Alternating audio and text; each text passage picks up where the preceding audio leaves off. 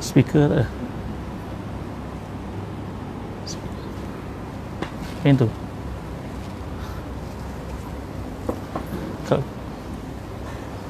Kalau guna yang tu boleh.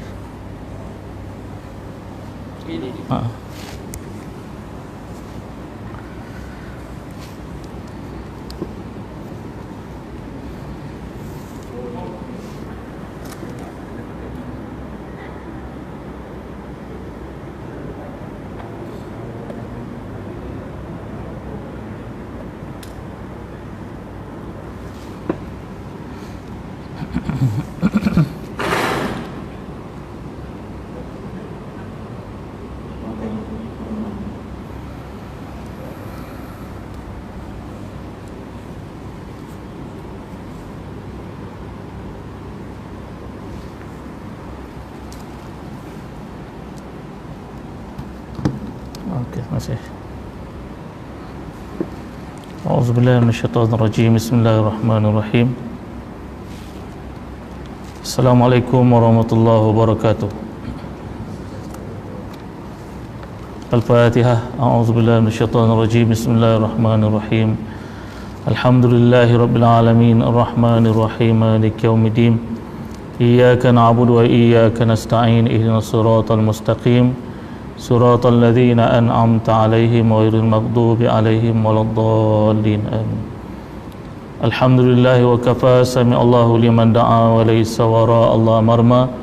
Salatan wa salaman daimain mutalazimain ala habibil mustafa wa ala alihi wa sahbihi wa man ihtada. Amma ba'd. Yang dihormati tuan-tuan imam, ahli jawatankuasa masjid, muslimin muslimat rahimakumullah.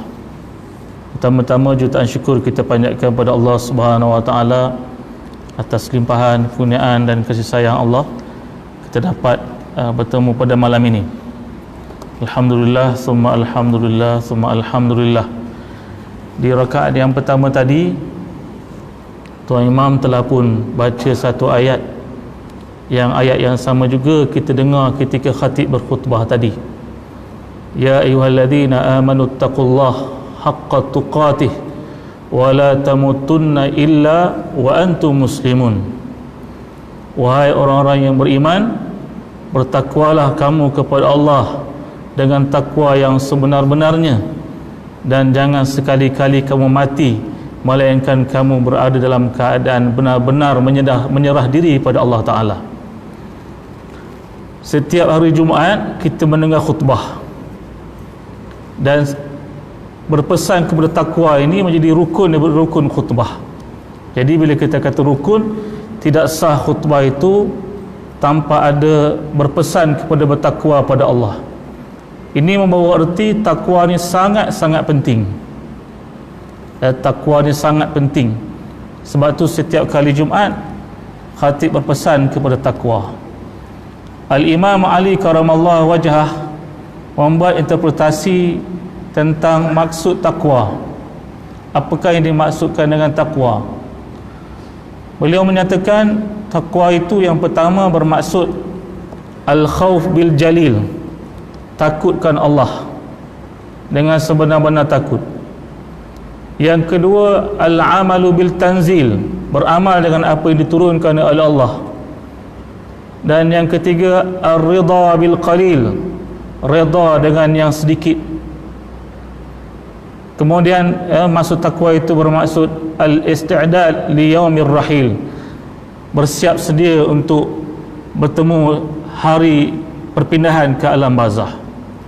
Oleh itu saya berpesan kepada diri saya dan tuan-tuan puan-puan yang hadir pada malam ini, bersama-samalah kita bertakwa pada Allah.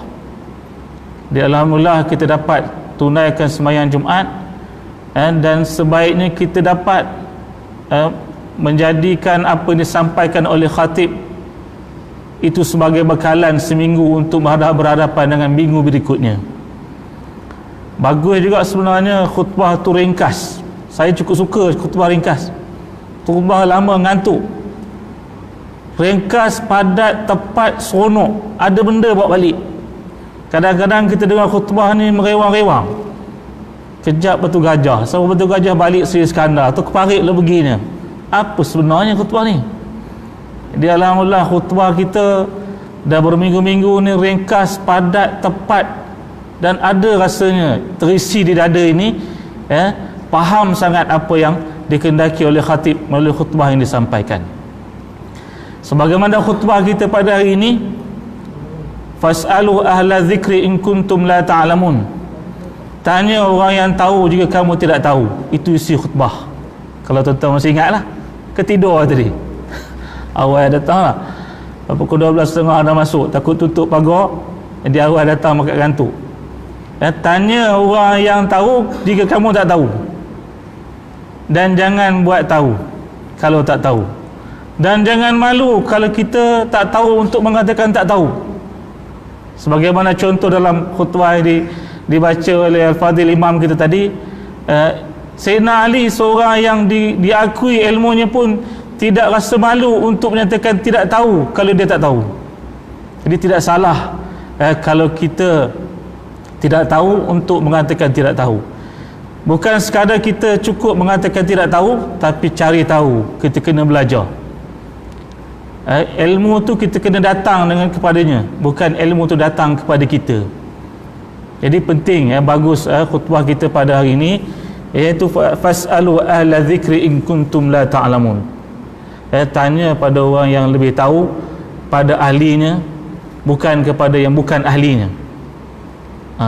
Apa tanda dia tu ahli dalam sesuatu bidang? Mungkin melalui syahadah dia, atau melalui pengalaman dia, atau melalui bacaan dia. Dan apa tanda orang tu dia tak tahu? Bila kita tanya dia, dia tak tahu. Apa jawapan dia? Mudah kita nilai dia. Bila kita tanya satu soalan, apa dia jawab? Rahsianya lah. Kalau rahsianya susah, bahaya kita merasa-rasa ni. Terutama bab hukum tak? Hukum. Apa lagi hukum tu tak boleh diulang balik, tak boleh.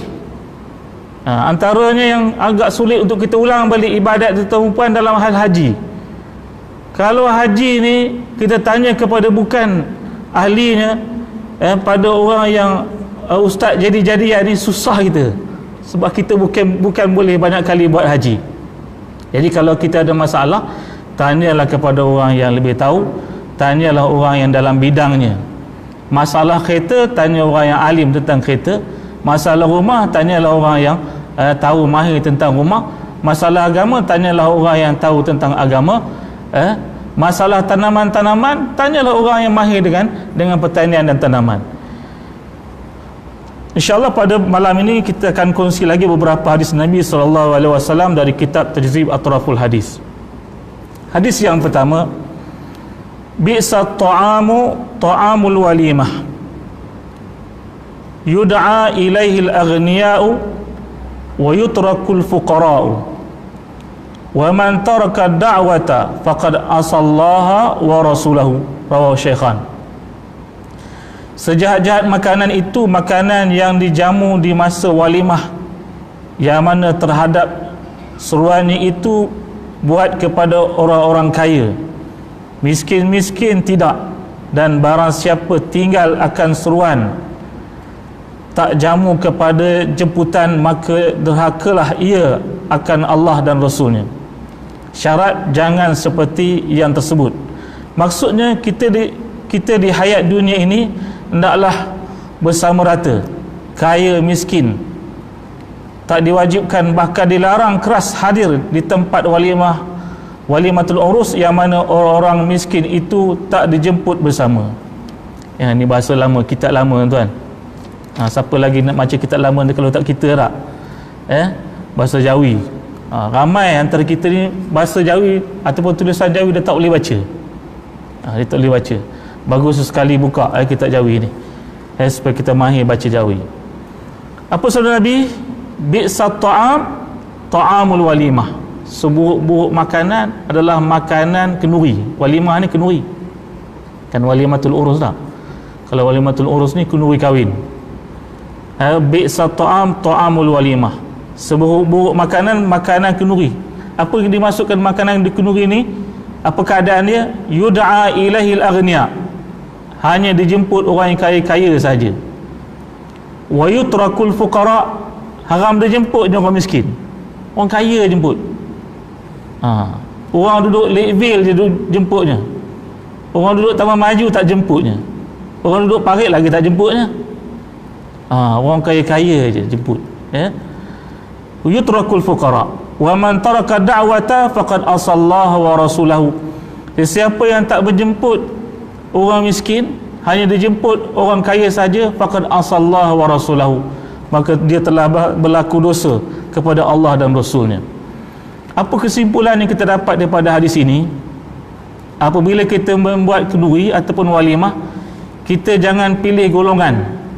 Hanya golongan kaya saja kita jemput, golongan miskin kita tinggalkan. Malah kadang-kadang ada juga walimah kenduri yang diasingkan. Ini ke tempat orang kaya, ni tempat orang miskin. Lauknya pun lain. Orang kaya ni lauk kena hebat-hebat, orang miskin ni lauk apa adanya saja. Sepatutnya kena sama rata, disamaratakan. Jangan sampai kenduri kita ni adalah kenduri yang paling buruk, kata Nabi. Bi'sa ta'amul walimah yud'a ilahil aghniya wa yutrakul fuqara. Dijemput orang kaya, ditinggal dengan orang miskin. Haram dijemput orang miskin, kita ni orang susah ni. Sepatutnya walimah sebaiknya jemputlah orang miskin, sebab orang miskin ni jarang makan sedap-sedap. Macam kita kecil-kecil dulu tak, kalau dapat awak dengar orang kenduri yang cukup suka betul, nak makan kenduri ni, sebab jarang makan sedap. Saya dululah kecil-kecil jarang makan sedap. Dapat makan sedap ni, ya Allah, syukurnya, seronoknya, bahagianya. Kalau kita ajak orang kaya bukan nak makan, dia tak boleh makan banyak pun, sakit macam-macam. Ajak orang miskin, ajak anak yatim, fakir miskin, mereka benar-benar menghargai dan benar-benar memerlukan makanan yang enak, makanan yang sedap, yang jarang dapat mereka nikmati kerana keadaan kemiskinan yang mereka alami. Jadi mesti sama rata. Dan dalam walimah ni pun, di akhir-akhir zaman ini, seolah-olah kita mengembalikan balik zaman-zaman dulu. Ada walimah, ada kenduri yang ada kugiran 3 hari 3 malam.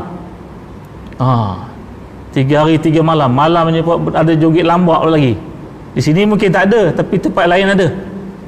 Saya pada pergi ke Johor, ada kenduri kahwin. Jauh tu, dekat 10 jam naik kereta, tengok-tengok kenduri ni 3 hari 3 malam. Joget lambak malam-malam. Sebelahnya kubur, sebelah rumah kenduri ni kubur. Ramai yang datang ni, ustaz-ustaz kawan-kawan saya lah. Kata kawan saya, tak tidur dia sebelah ni. Kawan kita sebelah ni tak tidur malam, dia 3 hari 3 malam bisin. Orang kubur ni tak tidur dia sebab 3 hari 3 malam bisin. Jadi wujud lagi keadaan ini. Sepatutnya kita buat kenduri nak bagi orang makan. Kita nak kenduri sebagai satu iklan dan mengamalkan sunnah. Kenduri ni tujuannya untuk iklankan bahawa si fulan dengan fulana ni telah pun sah sebagai suami isteri. Itu tujuan dia. Memang disarankan Nabi untuk wadribu alaihi dufuf, untuk pukul kompang, sunnah, untuk mengiklankan, mengheboh-hebohkan majlis kenduri itu, tapi bukan berlebih-lebihan sehingga berlakunya pembaziran, berlakunya ikhtilat, pergaulan lelaki perempuan, berlakunya maksiat dan sebagainya. Kerana bila kenduri kahwin ini terutamanya, kenduri itu adalah pertemuan di antara seorang lelaki dan perempuan yang dulunya haram dan sekarang menjadi halal. Jadi mulakan perkahwinan itu dengan benda yang baik, dengan perkara yang baik. InsyaAllah masa hadapan akan jadi lebih baik. Itu hadis yang pertama.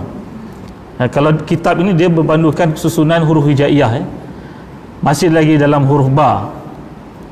Hadis yang kedua, al-busaqu fil masjidi khati'atun wa kafaratuha dafnuha, rawahu Syaikhan. Bermula berludah di masjid itu berdosa, dan sebagai kafaratnya dikambuskan akan dia. Ni zaman Nabi masjid lantainya tanah. Dia tak ada macam kita. Lantai tanah pun penuh masjid, ramai sahabat dia semayang masjid. Kita lantai kita dah kapet pun ramai orang tak suka semayang masjid tak. Apalagi lepas PKP ni, orang jadi macam dah tak seronok semayang masjid, lebih seronok semayang di rumah. Zaman Nabi, lantai masjid Nabi adalah tanah. Jadi satu hari Nabi melihat sahabat meludah di atas lantai, di atas tanah. Apa kata Nabi? Al-busaqu fil masjidi khati'ah. Meludah dalam masjid ni satu kesalahan. Wa kafaratuha dafnuha, dendanya ataupun kafaratnya dikambuskan saja. Jadi maksud sini, di masjid ni kalau kita buat sesuatu kesalahan yang melanggar peraturan masjid, kita kena sendiri betulkan kesalahan tu. Jangan biarkan orang lain yang betulkan kesalahan yang kita buat. Kalau dia merupakan satu peraturan, kita kena akullah. Sebab itu adalah peraturan masjid. Alhamdulillah masjid kita ni memang sangat bagus dari segi SOP. Saya dah mula mengajar Masjid Surau pertengahan Jun, mula-mula buka tu. Masjid Bandayu adalah memang yang terbaik SOP. Setakat ni lah yang saya pergi Masjid Surau mengajar malam kan. Memang Masjid Bandayu memang tip top. Masuknya kena tembak, masuk kena tembak lah. Ada masjid tak ada tembak. Malam tadi saya pergi satu masjid ni, tembak, idak, sejadah memang, tapi jauh jarak lah. Tak ada tembak, tulis nama, idak. Saya seorang buat sejadah di rumah. Saya seorang pakai mask, saya jadi malu lah dah. Orang lain tengok je saya. Kemas ni tak payah ustaz, sembahyang jarak je, tak payah tembak-tembak katanya. Alhamdulillah ada kebaikan apa kita buat ni, kerana itu peraturan. Bila peraturan kita kena akul lah. Itu dengan Nabi ni, masjid Nabi kata tak boleh meludah. Meludah dalam masjid ni satu kesalahan. Jadi jangan meludah dalam masjid. Lagi satu yang Nabi tak suka dalam masjid, gini. Apa dia panggil ni? Bahasa Melayu saya tak tahu. Ni. Nabi juga tak suka orang suka macam ni. Kerap bunyi. Malah kata ulama, antara puncanya kita tidak khusyuk dalam solat, apabila kita lepas berwuduk nak menuju ke sah, kita suka bunyi kerap. Tu. Saya pun tak tahu apa sebab, tapi kita jangan biasakan, sebab Nabi memang tak suka bila dia dengar orang buat ni kerap. Bukan masanya dan bukan tempatnya. Kadang-kadang kita ni habit, dah jadi biasa. Mentara nak betulkan sah tu dia bunyi kat tangan. Jadi kita kena hilangkan, jaga adab di dalam masjid.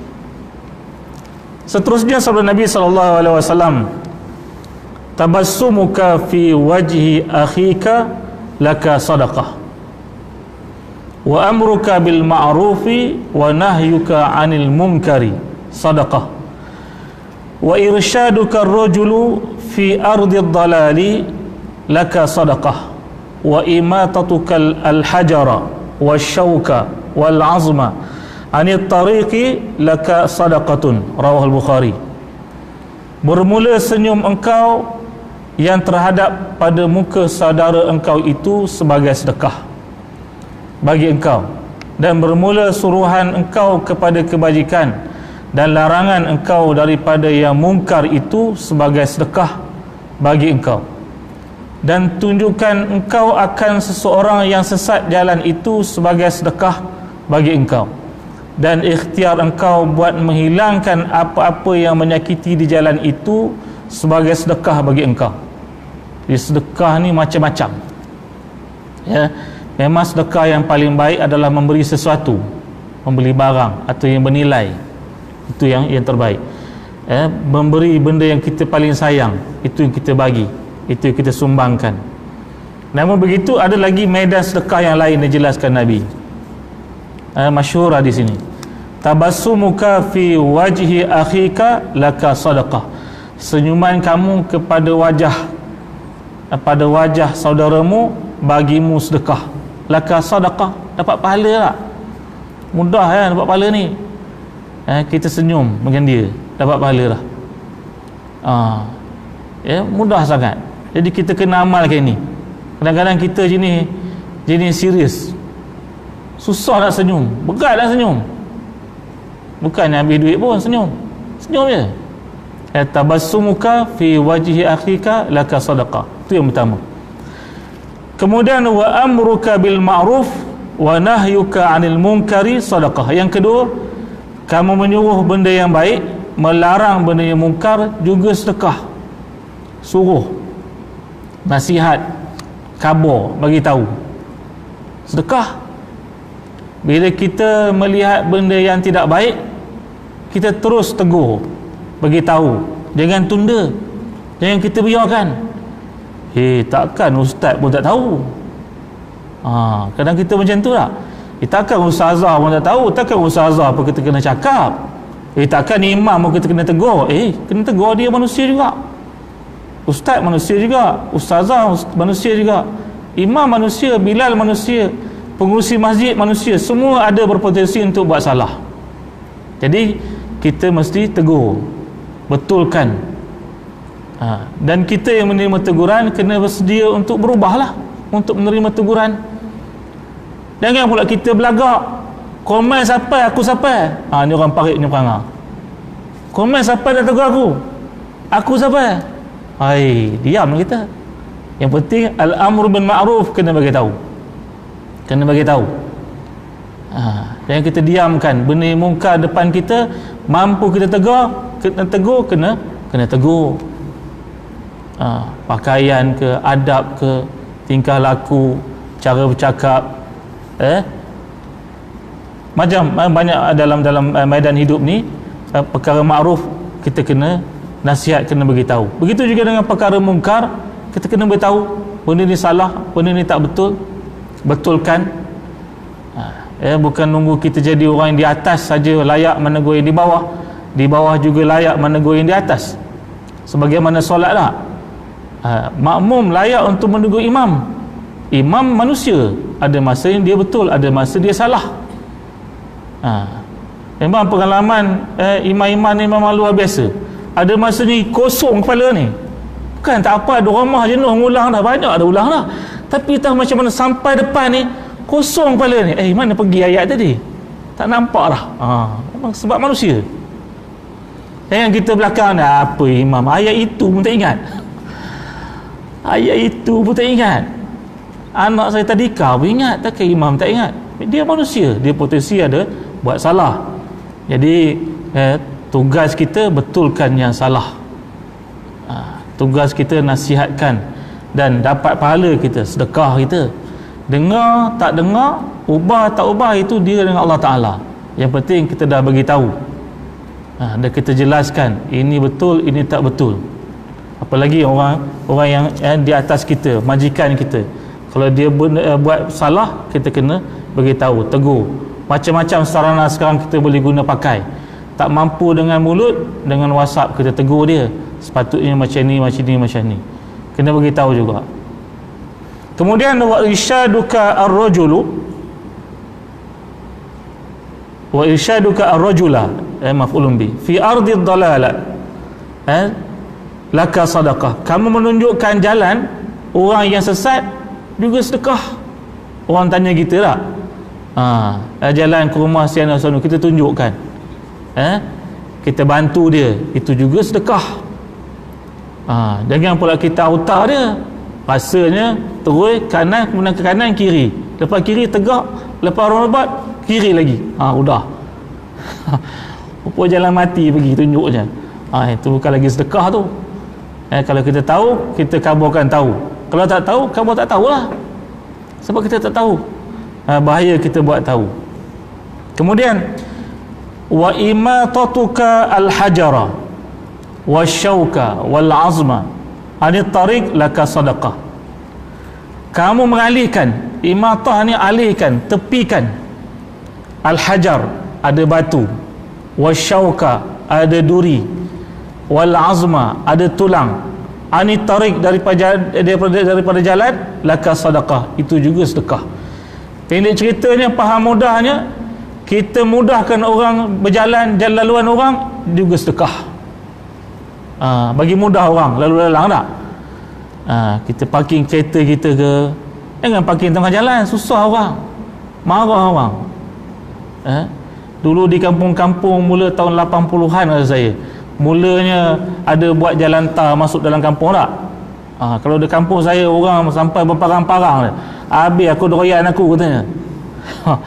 Dia sayang aku doyan daripada pahala, habis aku doyan buat jalan ni, orang belakang nak jalan, buat jalan tar dalam, dia tak fikir pahalanya.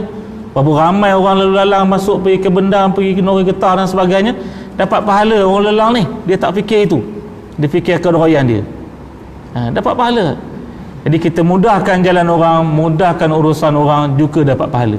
Dalam apa hal sekalipun dalam hidup ini, bukan hanya jalan, apa urusan orang, kita mudahkan dia. Jangan susahkan dia, jangan payahkan dia, jangan merusingkan dia. Kita mudahkan. Apalagi kalau kita ada kuasa untuk mudahkan, kita mudahkan. Jangan kita susah-susah. Jangan buatkan dia rasa susah hati dengan urusan dia. Dengan kita permudahkan, itu amat-amat membantu dia. Baik. Seterusnya sabda Nabi SAW, tazawwaju wa la tutalliqu fa inna at-talaqa yahtazzu minhu al-'arsy. Rawahu Ibnu Adi. Kawinlah oleh kamu dan jangan kamu bercerai, maka bahawasanya bercerai itu bergoncang daripadanya oleh arsy. Nabi suruh kita kahwin, kekalkan hubungan suami isteri, jangan bercerai macam mana pun. Kenapa? Kerana cerai ini akan membuatkan arsy ini bergoncang. Yahtazzu minhul arsy. Arsy Allah ini bergoncang disebabkan perceraian yang berlaku. Memang satu-satunya perkara yang Allah halal tapi Allah benci adalah talak. Abghadul halal 'inda Allah at-talaq. Sebenci-benci perkara yang halal di sisi Allah adalah cerai. Tak jumpa jalan, dah kita cari jenuh jalan damai, barulah ujung-ujungnya cerai. Awalnya kita cari jalan macam mana nak damai, bagaimana nak jadi baik. Jangan ingat dah 40 tahun 50 tahun kahwin tak cerai. Cerai tuan, lagi banyak cerai. Sebab lagi banyak cerewet. Dia lagi tua ni, lagi sayu hati tu. Lekai terasa, suami terasa dengan isteri, isteri terasa dengan suami. Wala tutalliqu, kata Nabi, jangan bercerai.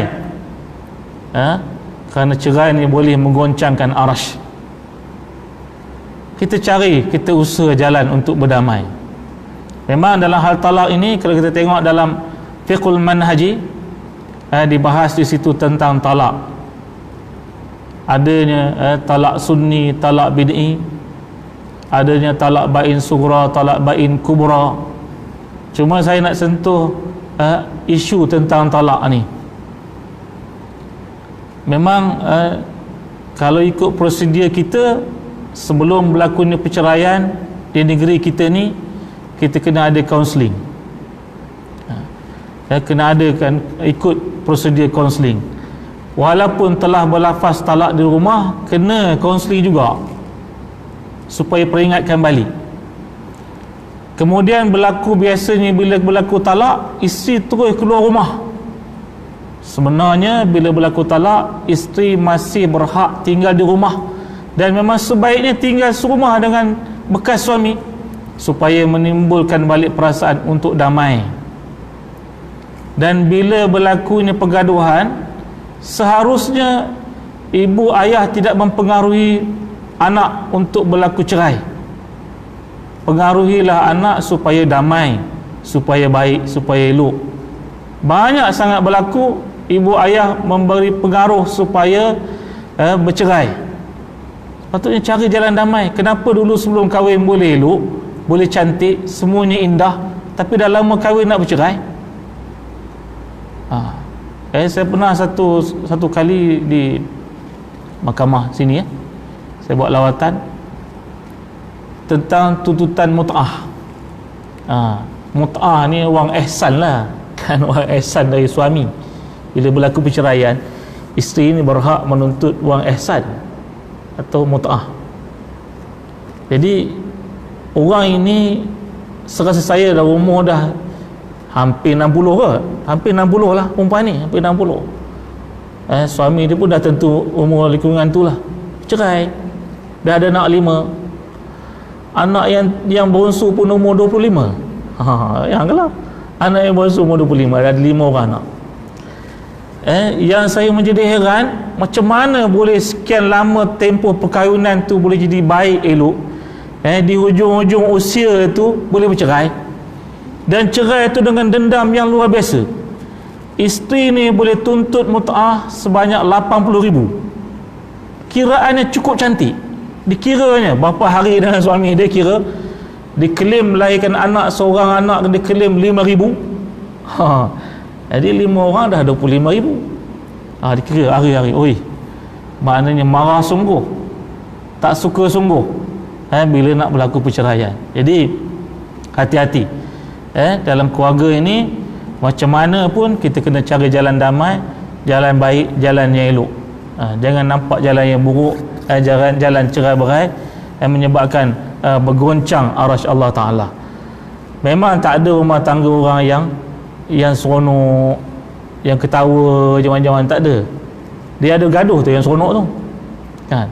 Ada bergaduh yang seronok. Memang syaitan, setiap rumah ada syaitan yang duduk di atas atap rumah. Tugas syaitan ni nak mencerai-berai orang dalam rumah. Memang nak kasih gaduh punya. Cari peluang, cari ruang. Isteri cari salah suami, suami cari salah isteri. Nak bagi gaduh, nak bagi cerai-berai. Jadi kita sebagai ketua keluarga kena ada kekuatan untuk mempertahankan rumah tangga ni macam mana hal sekalipun. Kenapa? Kesan daripada perceraian ni sangat-sangat tidak baik, bukan pada kita saja, pada anak-anak terutamanya. Baik, seterusnya sabda Nabi SAW,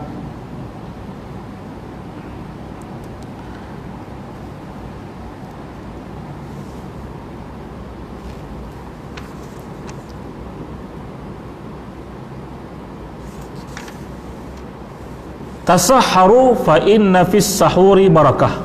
Sekarang dia dah huruf ta pula, tadi ba ni ta, jadi tazawwaju pun ta juga.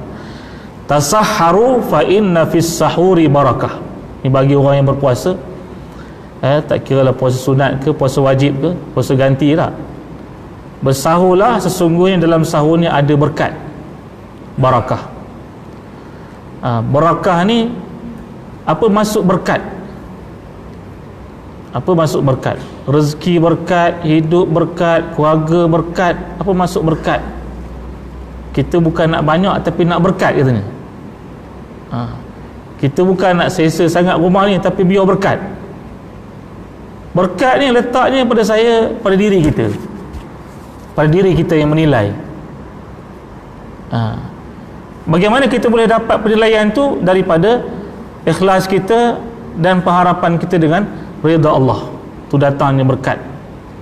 Macam mana yang dikatakan rezeki yang berkat tu? Rezeki yang berkat ni adalah rezeki yang cukup walaupun sedikit. Sikit tapi cukup.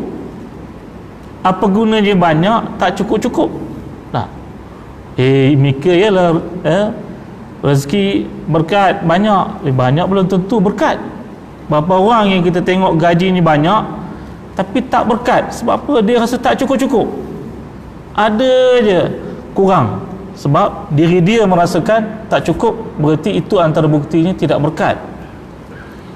Kita tengok orang walaupun duduk rumah kecil, tapi bahagia orang dalam rumah ni, seronok, bahagia. Rumah kecil lah, 1 bilik rumah dia, tapi bahagia orang dalam rumah. Itu tandanya keberkatan wujud dalam rumah dia. Berbandingkan dengan orang yang rumahnya besar, bilik berbelah-belah bilik, orang duduk rumah tu ada 5-6 orang je, bilik berbelah-belah, tapi rumah tak bahagia. Ayah jarang di rumah, mak jarang di rumah, anak bertepiaran, tak ada bahagia. Berarti kurang berkat dia. Dalam hal ibadah puasa ni, dengan bersahur ni akan mendatangkan keberkatan, maknanya kecukupan dalam kita menahan diri sepanjang siang hari bulan puasa ataupun siang hari berpuasa. Baik, seterusnya, tasaddaqu fasayati alaikum zamanun yamshi ar-rajulu bisadaqatihi fayaqulu alladhi ya'ti lahu biha law ji'ta biha bil amsi laqabiltuha fa amma al-ana fala hajata li fiha fala yajidu man yuqabbiluha. Rawi Syaikhan an Harithah bin Wahab. Bersedekah oleh kamu maka akan datang atas kamu masa yang mana berjalan seorang lelaki membawa sedekahnya. Maka berkata oleh yang hendak disedekahkan itu, jikalau engkau bawa sedekah itu kemarin, nescaya aku terima akan dia. Maka adapun sekarang tidak berhajat lagi aku kepadanya, maka tiadalah dapat ia akan mereka yang menerima akan sedekahnya. Memang di hari kiamat nanti Allah membuktikan bahawa ada golongan yang meminta pada Allah Ta'ala agar hidup kembali. Tujuannya untuk dapat bersedekah dengan satu sedekah, kerana dengan satu sedekah ni bila dia lakukan akan menyelamatkan dia daripada azab api neraka. Satu sedekah je. Sedekah ni memang susah kita nak buat, apalagi kita nak amalkan sedekah, sebab kita ni sayang apa yang ada pada kita. Sedekah yang paling baik waktunya adalah waktu subuh sedekah. Kenapa? Kerana waktu subuh ini malaikat berdoa, Allahumma u'ti mumsikan talafan, Allahumma u'ti munfiqan khalafan. Ya Allah, berilah orang yang kedekut itu kebinasaan kepada hartanya. Ya Allah, berilah kepada Allahumma u'ti munfiqan, ya Allah, berilah kepada mereka yang berinfak itu, yang bersedekah itu, khalafan, gandaan, gantian yang banyak di atas sedekahnya itu. Sebab tu kita kena biasakan diri dengan sedekah, tuan-tuan. Hari-hari kena ada sedekah. Kita ada tabung masjid kita, tabung masjid pun dah lama dahaga dengan duit, kan? Berapa bulan dia tak dapat duit, jadi kita kena diisi tabung ni. Ataupun di rumah kita ada tabung sedekah, tujuannya tiap-tiap pagi kita sedekah. Amalkan ini. Bukan nunggu kita banyak duit baru kita sedekah, dapat gaji banyak, dapat untung niaga banyak baru nak sedekah. Dah sikit, tapi hari-hari sedekah. Hari-hari sedekah. Tiap kali datang masjid kita sedekah RM1, ataupun pagi lepas balik pada masjid di rumah kita ada tabung untuk sedekah, kita sedekah. Mesti hari-hari sedekah. Kita akan dapati kelainan dalam hidup kita dan kelainan dalam hal rezeki kita. Satu perkara yang kita kena tanam dalam diri kita, bila kita sedekah, jangan kita sematkan dalam diri kita, kita harapkan ganti yang lebih banyak. Sedekah RM1 ni harap-harap dapatlah RM7. Yang kita harap gitu, haram ganti pun dah RM100 masuk tabung masjid, sekupang pun tak ada gantinya. Kita jangan harap macam tu. Bila kita bagi ikhlas kepada Allah Ta'ala, yang kita harap rahmat Allah. Kan pengajian kita pada minggu yang lalu, saya utarakan tentang kata-kata Ibnu Athaillah Al-Iskandari dalam kitabnya Al-Hikam lah. Hikam yang pertama dia sebut, min alamati i'timad 'ala al-amal nuqsanir raja' inda zalal. Daripada tanda-tanda kita ni bergantung sangat dengan amalan, dengan perbuatan, iaitu kita akan rasa hampa sangat apabila ditimpa ujian. Samalah halnya, takkanlah aku dah bagi sedekah 100 ni, Allah tak ganda jadi 700. Tak ada sedekah dah. Betul sekali. Sebab dia mengharapkan, sebab dia harapkan dikenang, harapkan dibalas. Jadi bila kita sedekah, dia harapkan itu. Jadi untuk kikis perasaan ni, kita jangan sedekah banyak, sebab kita sayang. Sedekah sikit awal-awal, RM1 dulu. Susah sangat cari tabung di rumah, buat tabung Milo, tin Milo kan. Tabung tu tin susu anak-anak tu, tebuk masuk RM1 sehari. 30 hari dah RM30. Nak sedekah RM30 sehari sekali, ngetong ligih kita banyak RM30 ni. RM1 sehari ada rasa tak? Tak rasa. Setahun lagi tengok berapa banyak. Baru ni tabung Mak Tafiz, ada seorang makcik datang ke Mak Tafiz saya di Selebuh, bawa duit shilling. Saya ingat kepala tengoknya, bukan ingat kepala sebabnya banyak, sebab nak kira ni jenuh. Banyak di shilling ni, macam mana nak kira ni? Duit shilling ni ada RM1,350 berapa sen je. Dia kumpul berapa lama? Setahun, Ustaz. Setahun. Orang ni makcik ni ngantar duit shilling, naik bersikar bubuh duit shilling dalam raga bersikar ni. RM1 raga bersikar ni. 1,000 lebih hantar duit ke Mak Tafiz. Macam mana boleh kumpul duit banyak ni makcik? Tak ada ustaz, saya prinsip saya duit shilling tak ada simpan dalam dabar katanya. Tak ada simpan dalam dompet. Duit shilling dalam tabung. Cucu, anak-anak bersepah duit shilling saya kutip masuk tabung. 1,000 lebih. Bila dah bagi duit tu, kira-kira saya beritahu dalam WhatsApp, oi 1,000 lebih. Kalau saya tahu 1,000 lebih ustaz, saya tak bagi Mak Tafiz kata dia. Saya seloroh lah dia. Banyak rupanya. Tuan-tuan dalam setahun ada bagi tak ke sekolah agama 1,000 lebih? Tak ada.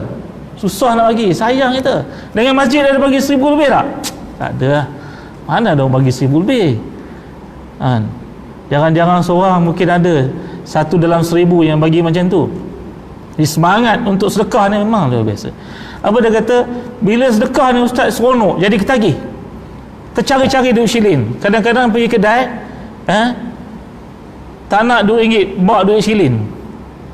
Lebihnya tu ada RM1, bawa duit shilling, tak nak duit ringgit, sebab nak masuk tabung ni. Dia tak banyak, tapi sifatnya istiqamah ni membuahkan hasil yang luar biasa. Jadi manfaat sedekah ni memang baik sangat. Itu sebab di hari kiamat nanti ada golongan manusia yang sangat rasa terkilan, tak sempat bersedekah. Kadang dengan sedekah tu boleh menyelamatkan dia. Malah Nabi berpesan dalam hadis, dalam kitab ini juga ada menyebut, da'u mardakum bisadaqah, ubati sakit kamu dengan sedekah. Jadi kalau kita sakit tak sembuh-sembuh tu, kena sedekah lah tuan-tuan. Batuk tak sembuh-sembuh, kena covid ke pun nak risau lah kita. Nak pergi klinik pun takut batuk sekarang ni. Saya lah takut juga. Makan ubat apa yang ada di rumah dulu. Jadi sedekah. Nak sembuh sakit, sedekah. Nak tenang rasa hati ni dengan ujian Allah, kita sedekah. Bagi masjid ni masuk terada sikit. Bagi RM1 tak sembuh, tambah duit merah. Merah tak sembuh, duit biru. Biru tak sembuh lagi, duit ungu pula bagi. 3-4 keping pula lagi. InsyaAllah boleh sembuh. Da'u mardakum bisadaqah. Ubati sakit kamu dengan bersedekah. Baik. Seterusnya sabda Nabi SAW, tut'imu ta'ama wa taqra'u salama ala man arafta wa man lam ta'rif. Ini pesan Nabi kepada para sahabat Al-Muhajirin ketika sampai di Mekah, di Madinah. Pesan Nabi macam mana nak bercampur baik dengan orang Madinah ni, dengan orang baru ni. Macam mana nak bagi baik dengan kita. Nabi pesan. Yang pertama Nabi kata, tut'imu ta'am. Nak baik dengan orang ni kena belanja makan, kena bagi makan. Di sebab tu biasanya kita orang dulu lah, sekarang dah tinggal dah budaya ni, bila masuk rumah baru ni ada kenduri naik rumah tak? Kenduri naik rumah. Ada juga amalan yang tak betul juga tu. Ada rambah rumah pula. Kampung saya lah, pulih rumah 2, 3, 4 jenis daun, ada rambah ni rumah, pulih rumah, baru naik rumah katanya. Ada pula pisang minyak, ada pula beroteh, pulut kuning, ayam rendang. Baru ni ada kenduri tu. Baru ni ada kenduri. Panggil saya, naik rumah di kampung. Rumah baru. Saya tengok memang macam zaman dulu punya. Ada beroteh. Saya kata dah puluh tahun saya tak makan beroteh ni. Ada beroteh yang buat pada beras tu kan. Ada pisang minyak, ada pulut kuning. Kenduri apa? Kenduri naik rumah katanya. Baru pindah dari Pekan, dari Kuala Lumpur pindah pergi ke kampung. Jadi kita nakkan supaya orang akrab ni kita tut'imu ta'am, belanja orang makan. Biasa kita dan kawan-kawan nak belanja makan di kedai, bila orang belanja kita ni akan jadi lebih akrab, lebih baik. Yang kedua, nak rapat dengan orang, kata Nabi, taqra'us salam, ringan mulut untuk mengucapkan Assalamualaikum. Zaman Rasulullah dan para sahabat selalu nak bekerja dulu bagi salam dengan Nabi, tapi tak pernah sekali sahabat dulu bagi salam dengan Nabi, mesti Nabi dulu bagi salam. istimewanya pemimpin negara Islam tak? Istimewanya Nabi dulu bagi salam pada sahabat. Sepatutnya logiknya kita, tentulah orang bawahan bagi salam pada orang atas. Tapi Nabi tak, Nabi dulu bekerja bagi salam kepada para sahabat. Itu budaya yang sangat baik kita, yang kita amalkan. Jadi kita dulu bagi salam, barulah orang bagi salam, jawab salam kita. Memang bagi salam ni hukumnya sunat, jawab salam itu adalah wajib. Dan salam ni doa. Bila doa kita kena lafazkan betul-betul. Assalamualaikum. Dalam telefon pun sama tak? Dalam WhatsApp jangan tulis salam dia, tulislah Assalamualaikum. Ya susah Ustaz, lambat menyelesaikan Assalamualaikum tu. Pengalaman saya bermain dengan WhatsApp lah, kalau dah selalu tulis Assalamualaikum tak ada masalah, mudah je tulis lengkap Assalamualaikum. Kalau dah biasa tulis Assalamualaikum, memang biasa tulis Assalamualaikum, tak payah salam tulis, tak payah jawab lah kita ni bila orang kata salam. Bahasa Assalamualaikum ni tak ada bahasa ringkasan, mesti penuh, kerana dia doa. Assalamualaikum, selamat sejahtera ke atas kamu.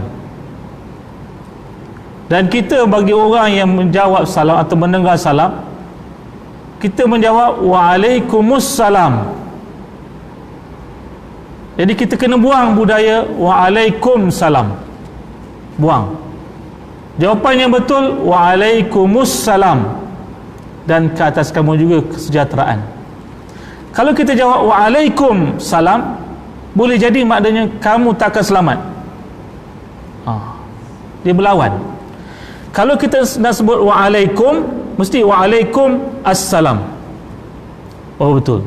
Kalau kita berhenti pada kum, mesti Waalaikumsalam. Sebaiknya Waalaikumsalam. Tak biasa Ustaz ni, sekarang ni kena biasa. Waalaikumsalam, Waalaikumsalam.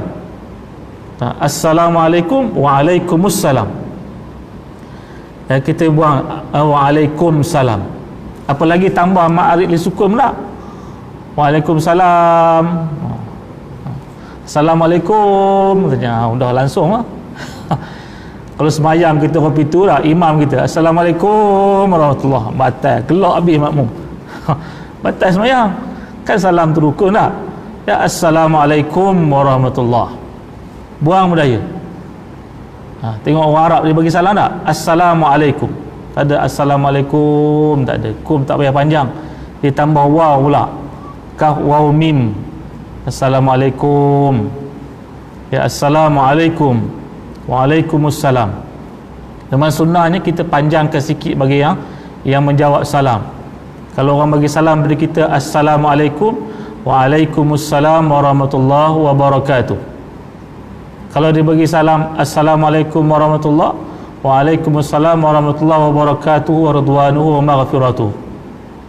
Sunnahnya, kalau pendek pun tak apa, tak ada salah. Yang penting kita jawab salam. Budaya juga dengan telefon, buang kalimah hello. Kan? Dah faham dari dulu. Ni kita nak ubah benda yang faham. Assalamualaikum, Cina ke Melayu ke siapa ke, dulu kan dengan Assalamualaikum. Jadi ada kelainan dengan hello. Assalamualaikum. Kita tahu dia sana orang Islam, sahabat kita, kawan kita tu Assalamualaikum. Kalau jelas bukan Islamnya, barulah kita tak perlu bagi salam pada dia. Dibuang budaya hello, utamakan budaya Assalamualaikum. Doakan orang, orang doakan kita Waalaikumsalam. Jadi cara nak baik dengan orang ni, mudah kita bagi salam dengan orang. Dan bila bagi salam dengan orang, mudah pula nak bersalam dengan orang. Dah lama tak salam dengan orang dah. Bila bersalam dengan orang, amalkan sunnah untuk bersalam. Salam pertama dalam sunnah bersalam ini, kita mesti pegang tangan dia. Pegang tapak tangan, bukan pegang ujung jari dia, pegang tapak tangan dia. Kemudian sunnah kita melihat wajah orang yang kita bersalam dengannya. Dengan bersalam macam orang hutang tak bayar. Takut menon bersalam. Tengok muka dia. Kalau dia tak nak tengok muka kita, tarik tangannya, tengok muka teman ni. Barulah lahirnya kasih sayang tak? barulah rasa sayang kita. Macam anak-anak kita berserupa juga. Jangan cakap anak lain, anak saya berserupa itu juga. Kelang kabut nak salam ni, tak tengok muka ayah, tengok muka ayah ni. Salam, tengok muka ayah ni, handsome ke tak? Tengok muka ayah ni, jangan nak cepat je, tengok muka ayah. Baru gugur dosa di antara orang yang bersalam. Baru rasanya ikhlas, baru rasanya sungguh-sungguh nak bersalam apabila kita lihat wajah orang yang kita bersalam dengannya. Wa taqra'us salam ala man arafta wa man lam ta'rif, dan kamu bagi salam kepada orang yang kamu kenal dan orang yang kamu tidak kenal juga. Kita disarankan untuk membagi salam. Kita kalau dalam kereta atau atas motor, susah untuk kita bagi salam dengan ucapan, mungkin dengan lembayan atau dengan bagi lampu juga dikira sebagai gantian bagi salam, ucapan doa kita untuk dia supaya selamat dalam perjalanan. Baik, itu 3 perkara yang dipesan oleh Nabi untuk mempereratkan hubungan di antara satu dengan yang lain ketika Nabi sampai di Madinah Al-Munawwarah. Baik, seterusnya hadis yang terakhir pada malam ini. Tanakahu taksuru fa inni ubahiya bikumul umama yaumil qiyamah. Rawi Abdul Razak. Banyakkanlah kamu berkahwin, nanti banyaklah umatku, kerana bahawasanya aku nanti bermegah-megah dengan kamu tentang banyak umat di hari kiamat. Nabi kita suruh banyak kahwin katanya. Banyak kahwin ni ada 2 makna tuan. Banyak kahwin ni supaya kita ni banyak anak, ramai zuriat. Atau banyak kahwin memang banyak kahwin lah, 1, 2, 3 dan 4. Tanakahu taksuru, bila banyak kahwin ramai zuriat. Kita umat Islam ni perlukan ramai umat. Jadi kita jangan bimbang takut dengan ramainya anak, kerana bersama anak akan datang bersamanya rezeki. Jangan risau anak ramai. Ya Allah, anak ustaz punya ramai meronyot katanya. Macam-macam. Saya anak tak ramai, baru 8 je baru. Meronyot seorang turun, ada lagi ke? Ya Allah, ramanya. Ramanya anaknya. Tak apalah, kerana bersama anak tu datangnya rezeki. Nanti kita mati, saya tak ada pandang lain dah, mati esok ada anak mandikan kita, ada anak kapankan kita, ada anak imamkan kita, ada anak sambut jenazah kita dalam liang lahat esok. Kalau orang tak ada anak, ada orang mandikan kita, ada orang kapankan kita, ada orang semayangkan kita, ada orang sambut jenazah kita dalam kubur nanti. Bila kita mati, ada orang doakan kita? Tak ada orang doakan kita. Mengharapkan isteri kita dapat orang baru, macam mana tak? Yang mampu pulun anak ramai ni kena pulun biar anak ramai, kerana bersamanya berkat dan bersamanya rahmat, dan kita boleh kongsi rezeki dengan anak-anak. Wallahu a'lam bissawab. Aqul qala hadza wa astaghfiru lakum. Assalamualaikum warahmatullahi wabarakatuh. A'udzubillahi minasyaitonir rajim. Bismillahirrahmanirrahim. Alhamdulillahi rabbil alamin, wassalatu wassalamu ala asyrafil anbiya wal mursalin wa ala alihi wa sahbihi ajmain. Allahumma ij'al jam'ana hadza jam'an marhuma wa tafarruqana min ba'dihi tafarruqan ma'suma. Allahumma alimna bima yanfa'una wanfa'na bima 'allamtana wa zidna ilma. Allahumma faqihna fid din wa 'allimna at-ta'wil. Subhana rabbika rabbil 'izzati amma yasifun wa salamun alal mursalin walhamdulillahi rabbil alamin. Subhanakallah.